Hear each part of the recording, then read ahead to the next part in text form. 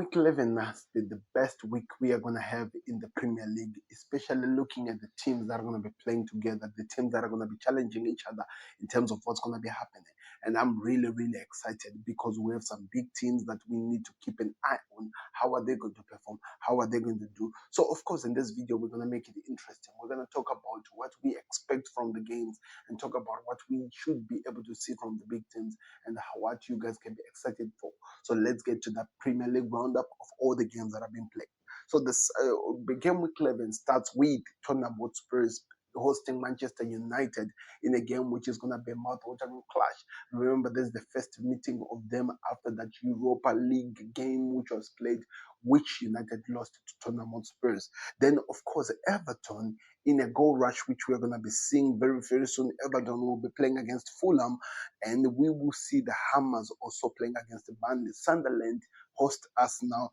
Then those are the three games which we'll see on Saturday, where there is an opportunity, and this is what makes it even exciting for Everton to try and put some pressure on Fulham to try to move a bit upward. The Hammers have been now in the winning ways. Can they continue that when they host Burnley, a team that has been promoted but have been performing so well? The Sunderland they've managed to beat all the teams that they've first their home ground. There is an opportunity where they're actually going to be tested for real as they play Arsenal. Do they have the opportunity to score in that impunishable Arsenal backline that is just refusing to be scored? That is going to be an interesting one to watch. Then we finish Saturday with a game between Chelsea and Wolves. Of course, I'm not saying that this is just how it's going to be. Wolves have been in trouble. They're still in relegation. Chelsea, they had some problems in Europe, but they can perform. And I'm curious to see what they'll do in this game. So it's going to be an exciting one. Then, of course, Aston Villa will be playing on the Sunday morning against Bournemouth as the beginning one. Combining, I think we have a lot of this is so many games that are going to be played. Aston Villa versus Bournemouth, Brighton versus Newcastle, Crystal Palace versus Brighton, or Brentford is Newcastle, then Nottingham Forest versus Leeds. Those are the games that are going to be played. They are opportunities of these teams to keep moving forward and actually keep putting pressure. But we'll have to see how this one plays. But all eyes are going to be at the City ground, of course. We're not really City ground, but Manchester City ground at the Etihad, where they host Liverpool. The last time when these two met, Liverpool beat them. That was Arne Slot's introduction to the Premier League after just a Madrid game like this. How is he going to match up with Pep Guardiola again? Click the like button, subscribe to the Connect. Let me hear what your thoughts are, and if you're excited, let's get into the video.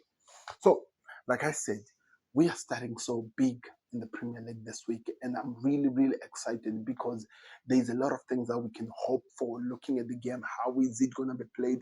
How can we analyze this game? Especially as you can see from what's appearing on the screen, you are able to see how the teams are set up in terms, and this is really important, in terms of their position into the league and the teams that they're playing with. So, of course, we're going to be looking at some of the games. Manchester City versus Tottenham. It's gonna no Manchester Tottenham versus Manchester United. It's gonna be a big game because Tottenham Spurs have been up and down, especially at home. They need to show something under Thomas Frank because the fans are losing the belief. The fans are losing the trust that they've always seen in this team, and they need to perform. I'm curious how that one is going to play out like and how actually they're going to enjoy the game, but they will be pushed. I'm telling you, this will be a very big push and they need to respond. I'm excited over that one, but the truth of the matter, let's see how this game plays out because Ruben Amorim's type of style, is it what he needs to do when he plays this Tottenham Spurs? Because this Tottenham Spurs, as much as they might not really perform well, they are full of surprises, especially this being the last game before the international break. They want to build that home advantage is better to do better, to perform better. So it's going to be interesting how this game is going to be approached. I actually believe because Tottenham, Manchester United have not lost since the Liverpool time, I actually believe their first defeat might come in this fixture because I see Tottenham winning this game by 2-1. Do you agree? I'm curious on that one. Then Everton versus Fulham. Everton have been an interesting package, especially in their ground. Hills something. Hills something. I think it's Hill Brown or something. Ground. Tell me. Fulham also they've also performed well, but at some point they disappear in the game. So the problem with Everton is this: I might say they'll win this game, but the problem with them is this: when you give them so much confidence, they've always produced a different result, as well as Fulham as well. So this makes it a bit of a difficult type of a game to predict. But my prediction is to be in the middle. I think this game might end up a 2-2 draw or even a 1-1 draw. Then, of course, we look at the Hammers, who are going to be playing Burnley. The Hammers won their first game of the season last week in an amazing fashion, where they scored the 3 goals, and the only team, or the team that they were playing with, were only able to respond one. So that should be giving a team confidence. That should be giving a team something, a platform to build on, to actually create something special going forward. So that's what makes this game even much exciting than it looks like in the eye when you look at it, because there is an opportunity of another upset for one of the teams that have been promoted. Because if the Hammers continues to build under Nuno Espirito Santos, they're gonna be a threat. Trust me on that one. Which makes me believe, because they are home, I think West Ham are gonna win this game by 2-0, and maybe we might see another Suchek celebration, that turnaround. I always like that one. Then Sunderland host Arsenal. You know what?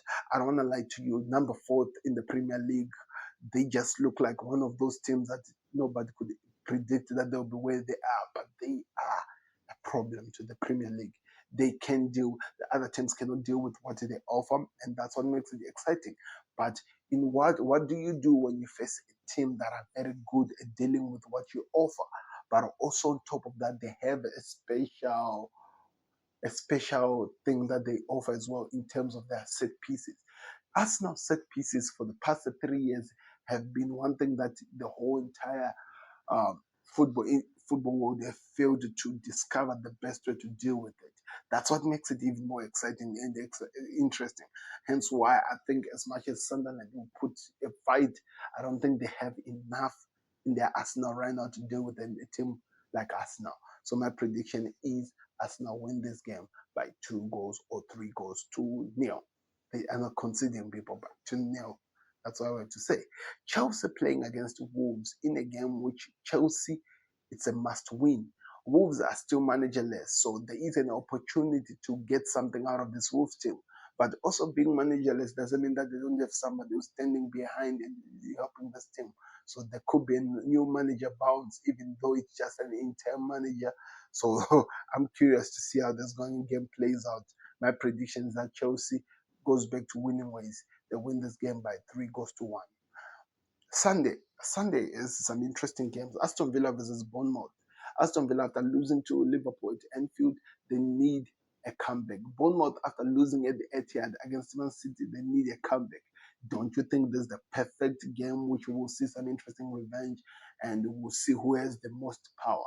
According to the two teams, especially I've seen my club playing with both of them, I think Bournemouth are more of a threat than Aston Villa, because Bournemouth scored us 2 goals on top of that. So maybe that's why. I don't know. What do you think? Let me hear your thoughts in the comment section. But my prediction is that Bournemouth might just win this game by 2 goals to 1. Brentford versus Newcastle. Newcastle have been having an interesting season. They have not yet won a game away from home, and they need to change that. That win that they got in the Champions League might help them to have a better, analysis, or the better look of what's going to be coming ahead. And that's what makes this game even more interesting, because I believe they can beat the Brentford, but the Brentford are one of the best teams when it comes to those crosses and creating chaos. So don't be surprised. This could be a 1-1 draw or even a 0-0 draw. Then we move on. Crystal Palace are going to be hosting Brighton in a game which I think the Palace are going to destroy Brighton. I just feel like this. I just think that they have what it takes, and they can perform to their standards that I expect them to do. So my prediction is that Crystal Palace win this game.